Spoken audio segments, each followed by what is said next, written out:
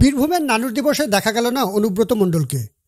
নানুরের বাসাপাড়ায় শহীদ স্মৃতি মঞ্চে ফিরাদ হাকিম, মলয় ঘটক সহ বীরভূমের প্রায় সব নেতারা থাকলেও অনুপস্থিত জেলার দুই নেতা অনুব্রত মণ্ডল এবং সুদীপ্ত ঘোষ।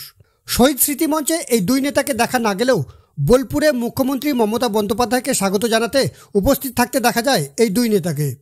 অপরদিকে নানুর সামলালেন বীরভূমের জেলা সভাধিপতি। নানুরের শহীদ স্মৃতি মঞ্চ পরিচালনা করলেন সভাধিপতি তথা তৃণমূলের বীরভূম জেলা কোর কমিটির সদস্য কাজল শেখ।